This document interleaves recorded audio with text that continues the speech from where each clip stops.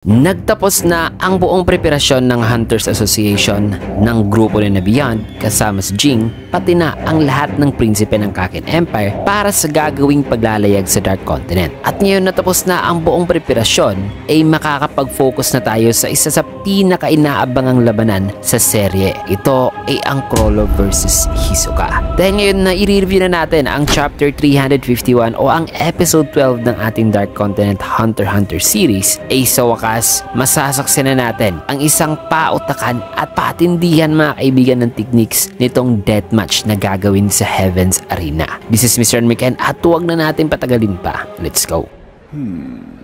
Ang pamagat ng ating chapter ngayon ay Battle to Death at nagsimula eksena dito sa building ng Heaven's Arena na kung saan ay maririnig ang announcer na sabing ang napili raw kakalabanin ng floor master na tinatawag na Grim Reaper ay isa rin daw ang floor master na ang floor master pa na ito ay lalaban daw sa unang pagkakataon sa kapwa nitong floor master. Kasabay niyan ay makikita dito sa malaking screen ang live coverage ng arena habang nagsisigawan na ngayon ng mga tao. Sabay sabi nitong announcer na ang challenge daw ng Grim Reaper na floor master ay walang iba kundi ang floor master din na si Chrollo Lucifer. Kasabay niyan ay ito na nga mga kaibigan, dito na ipinakita itong dalawa na nagkaharap na dito pa sa Heaven's Arena na sabi nitong announcer na Chrollo Lucifer versus Hisoka Moro daw ang maglalaban ngayon. May kita naman nitong si Chrollo mga kaibigan na may seryosong mukha habang si Hisoka naman ay nakangiti na sabing sa wakas ang kanyang panaginip ay nagkatotoo na. Napakatagal na raw niya itong hinihintay. Kaya ayaw niya raw ng isang simpleng friendly sparring match.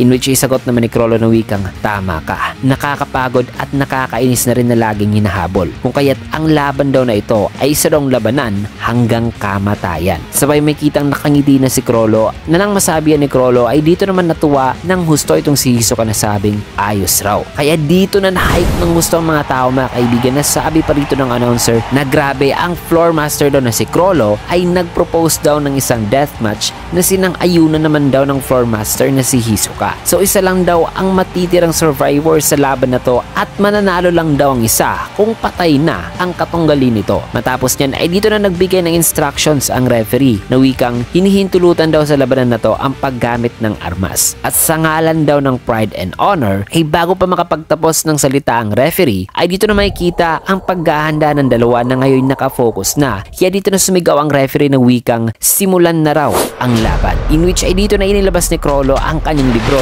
na ang Banded Secret habang si Hisoka naman ay nagpalabas ng isang card. Kasabay niyan ay habang nakamintain na ang stance nitong dalawa at nasa gitna ngayon itong referee ay mapapansin namang may binubunot ngayon si Chrollo na kumuha naman ng atensyon dito kay Hisoka. Nang maya-maya pa ang kinuha pala ni Chrollo gamit ang kanyang kaliwang kamay ay ito palang isang black antenna na mula sa isang pamilyar na teknik. Matapos niyan ay bigla namang itinusok ni Chrollo sa batok nitong judge ang antena na yon. Bagay na hindi inasahan ng judge. At habang patuloy na nag-o-observe ngayon si Hisoka ay dito naman nakaramdam ng kakaiba ang referee matapos ang ginawa ni Chrollo sa kanya. Na habang tulala ngayon itong referee ay may kinuha na naman si Chrollo at yan ay ang phone ni Shalnark. Sabay sabi nito ng wikang Black Voice Mobile Fate Detector. So nagawa palang mahiram o ipinahiram pala ni Shalnark ang kanyang Nen ability kay Chrollo. Kaya dito na napangiti si Hisoka na na-realize niya na ang inaakala niyang pagtakbo noon ni Chrollo sa kanya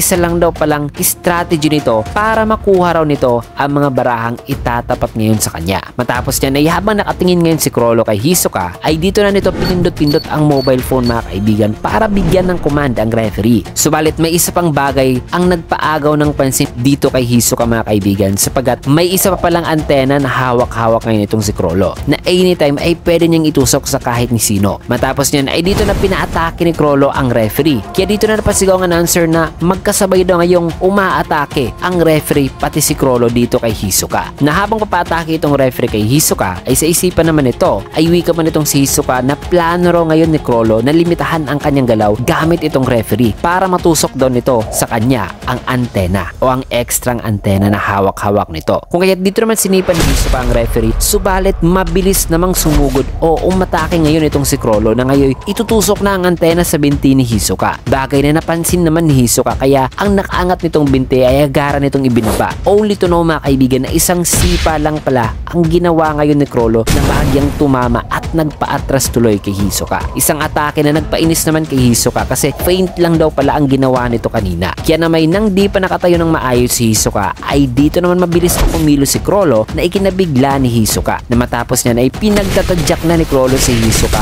na ngayon walang nagawa si Hisoka mga kaibigan kundi i-maintain na lang ang kanyang defense position para maprotektahan ang vital parts ng kanyang katawan. Kasabay niyan ay dito naman napasigaw ang announcer na sabing grabe, walang awa at napakarami rong tadyak ang binibigay ngayon ni Chrollo kay Hisoka. Habang sa isipan naman ngayon ni Hisoka ay wika pa niya na ang advantage daw ng pagiging isang manipulator ay game over na raw para sa kalaban nito once na makuha na raw o ma-meet na raw ng manipulator ang conditions ng ability nito. Kaya nagtataka ngayon si Hisoka na sabing may isang mobile phone lang daw si Chrollo na hawak-hawak. Nagamit ito ay kaya ba raw nitong i-manipulate ang isang tao o may kakayahan din daw pala itong i-manipulate ng magkasabay ang dalawang tao. Na dito'y inassume ngayon ni Hisoka na posible raw talaga na kaya ni Chrollo kontrolin ang dalawang tao ng magkasabay gamit ang isang mobile phone lamang. Considering na nakakapagbigay raw ng command si Chrollo gamit lamang ang text message. Kaya dagdag pa ni Hisoka na kung magagawa daw niyang matanggal o masira ang antena na nakalagay sa referee, din masasabi niya na hindi na raw ito makokontrol pa ni Chrollo. Pero naiisip niya rin dito na kung isang tao lang daw pala ang kayang kontrolin ni Chrollo, ay sa tingin niya na ang pagsira sa antena na nasa referee ay isang strategy na raw na ini-expect na o hinihintay na ni Chrollo na gagawin ng kanyang kalaban. Kung kaya't naisipan ni Hisoka na salungat na strategy ang kanyang gagawin ngayon para hindi siya magmukhang predictable sa mga mata ni Chrollo. Kaya na may habang may kita na patuloy pa rin ang pag-atake ni Chrollo, ay ang di alam nito ay naka-attach na pala ang bungee gum nitong si Hisoka sa katawan ng referee gamit ang kanang paa nito, na kung saan ay dito mabilis na hinila o pinalapit ni Hisoka ang referee gamit ang kanyang technique na bungee gum, elastic love,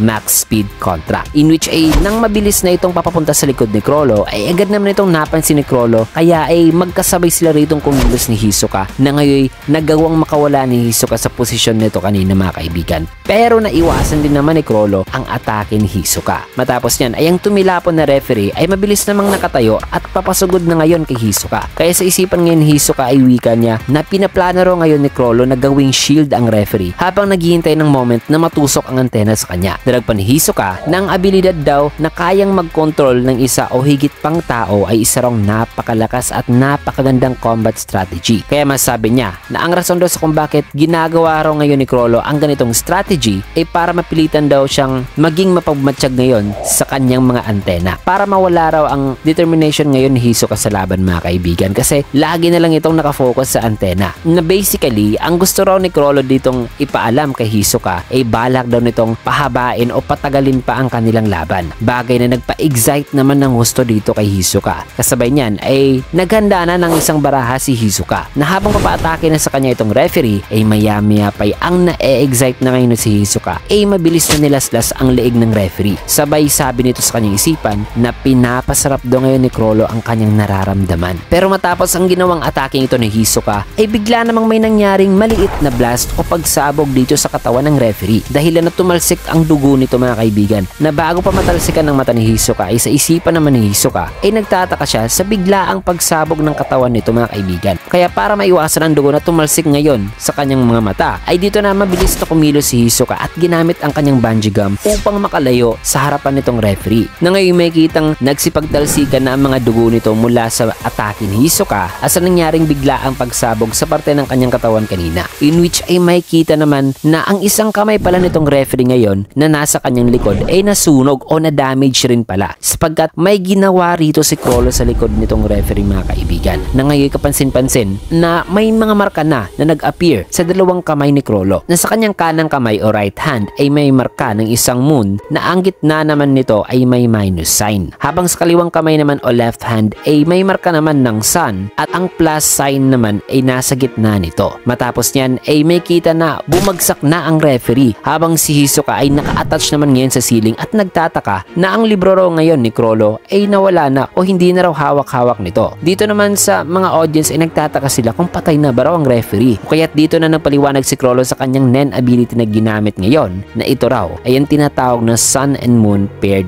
Destruction, na wikang sa nakikita raw ngayon ni Hisoka ang ability raw na ito ay nagre-require talaga sa kanyang gamitin talaga ang kanyang dalawang kamay. Na sa kanyang kaliwang kamay ay nandiyan daw ang marka ng sun o ng araw at sa kanang kamay naman ito ay ang marka ng moon o buwan. In which ay kung magdidikit daw ang dalawang marka na yan na ang sun and moon ay makakaburo ito ng isang pagsabog. Paliwanag pa niya na minarkahan daw niya kanina ang kaliwang kamay ng referee at ang likod din ito. In which ay nung ininikit niya kanina ang kaliwang kamay ng referee na may marka ng either sun and moon, dito sa likod nito na may marka rin ng opposite mark, ito ang naging dahilan sa pagsabog ng parte ng katawan ng referee. Pero isang maliit lang na blast o pagsabog ang atin nakita kanina mga kaibigan. Ayon pa kay Crollo na napakadali lang daw na ilagay ang marka ng sun or moon sa kanyang target. Kahit in an instant pa lang daw yan, ay pwede niyang markahan ang target. Pero para mapalabas daw talaga ang maximum na kakayahan ng technique, ay kinakailangan daw muna niyang mahawakan ng target ng nasa 3 o 5 segundo. Paliwanag pa niya na ang mga marka raw na resulta mula sa isang instant lang na pag-iwan ng marka ay nakakabuo lang daw na isang maliit na pagsabog gaya sa nakita natin kanina sa nangyari sa referee. Subalit ang mga marka naman daw na naiwan mula sa 3 to 5 seconds na paghawak sa target ay nagre-resulta naman daw sa isang napakalaking pagsabog na isang literal daw na bomba ang nagagawa nito na kayang dumurog sa mga taong nasa paligid. So yan daw ang full power ng sun and moon paired destruction. Na ayon pa kay Crollo na ang ability daw na ito ay nakuha niya raw mula sa kanyang hometown na ang Meteor City. Kaya na matapos na may paliwanag yan ni Crollo ay dito naman bumaba si Hisoka mula sa ceiling na wikang napakabait naman daw nito na ipinaliwanag pa raw sa kanya ang technique. Na baka hindi raw siya masyado ngayong siniseryoso nitong si Crollo o baka iniisip daw ngayon ni Crollo na susuko siya kaagad. Nasagot naman ni Crollo habang muling pinapalabas ang kanyang libro at binuksan ito na wikang hindi na raw siya aatras pa dahil ngayon ay lalaban na raw siya ng seryoso. After all ay hindi naman din daw ito isang ordinaryong deathmatch lamang at para sa kanya ang estilo raw sa paglaban ay napaka-importante raw. Katunayan yan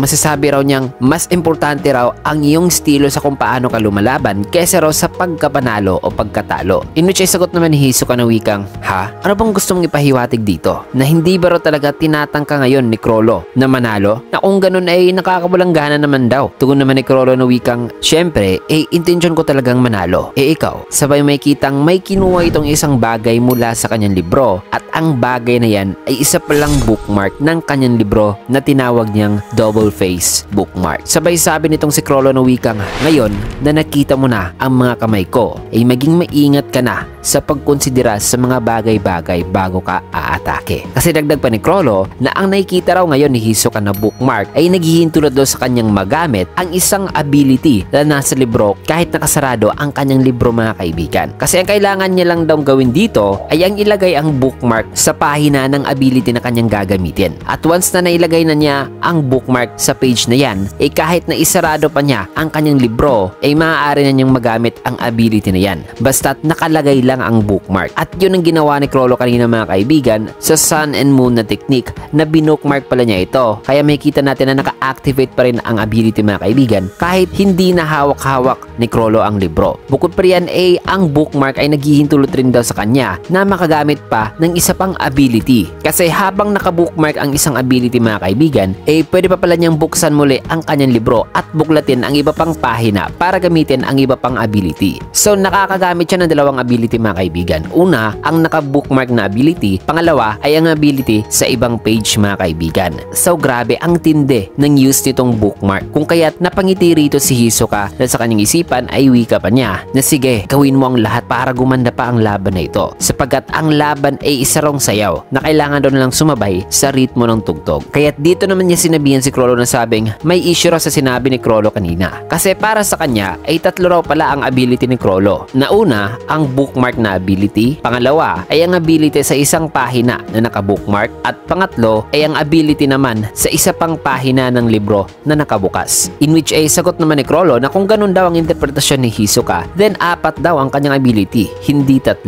Kung isasama raw dito ang kanyang libro. Pero itong bookmark daw kasi ay kasama na raw sa kanyang libro. Hindi raw ito isang ability na ninakaw niya. So after all mga kaibigan, itong bookmark ay kasama pala sa kanyang bandit secret. Sadyang di lang pala niya ito ipinakita noon against sa mag-amang Zoldyck. Paliwanag pa rito ni Crollo na ang kakayahan lang daw talaga ng bookmark ay ang paghihintulot daw sa kanyang magamit ng magkasabay ang dalawang magkaibang ability. Dagdag pa ni Crollo na by the way, ay nag-iisa isa lang daw ang kanyang bookmark. Pero kahit isa lang daw ito, ay naghihintulot naman daw ito sa kanya na magamit ang dalawang abilities ng magkasabay. At ang paggamit daw ng dalawang ability bilang combo ay isang napakalakas daw na kakayahan. Pero para magamit ni Chrollo mga kaibigan ang pangalawang ability, ay dapat na after niyang mabookmark ang isang page mga kaibigan, ay kung bubuklatin niya ang isang bagong page para magamit niya itong pangalawang ability, ay dapat na i-maintain na niyang nakabukas ang page na ito mga kaibigan para magamit niya pa rin ang second ability. Unlike sa nakabookmark na ability mga kaibigan na kahit nakasarado pa ang kanyang libro o di niya hawak-hawak ito, ay still nagagamit niya pa rin as long as ang bookmark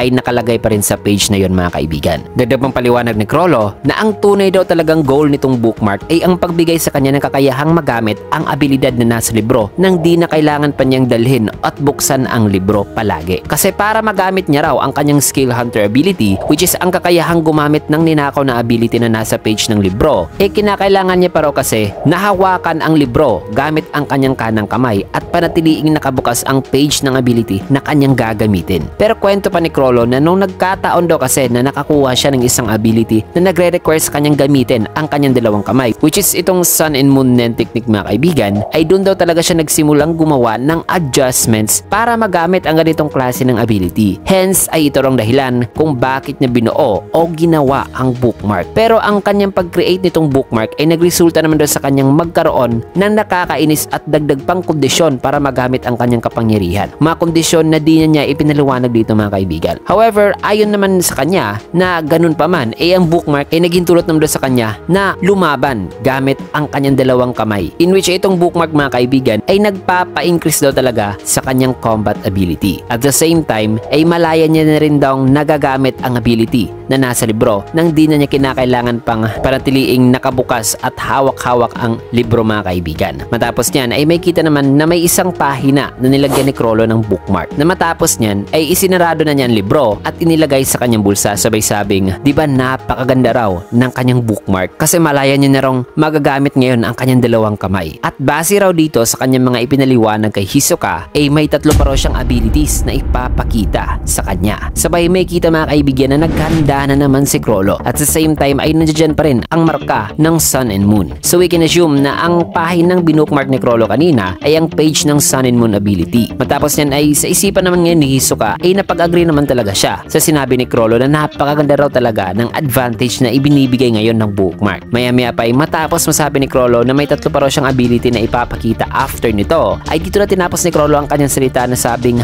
makikita na raw ngayon ni Hisoka ang bagong record sa dami ng abilities na kanyang gagamitin para patayin lamang ang isang tao. Bagay na dapat na ika-proud o ipagmalaki raw ni Hisoka kasi maraming abilities daw ang kanyang gagamitin para mapatay lamang ito. So grabe, matapos ang demonstration of abilities ni Chrollo mga kaibigan, ay may 3 pa pala siyang ability na ipapakita. Kaya ano kayang gagawin dito ni Hisoka para i-counter ang lahat ng yan? Kasi patikim pa lang ang nangyari kanina. So grabe, we can expect na napakatindi talaga ang mga mangyayari sa laban na ito mga kaibigan. At malalaman na natin ang 3 pang abilities na sinasabi ni Chrollo sa next chapter na, dahil dito muna natin tatapusan ng chapter sa huling panel na ito. At gagawin ko po ang aking mga kaya na isunod kaagad ang next chapter mga kaibigan. Kaya naman kung nagustuhan niyo ang ating video, can get a like, comment, follow, subscribe na rin for more videos like this. Maraming salamat, pero bago mo natin tatapusin ng video ay shoutout sessions muna tayo.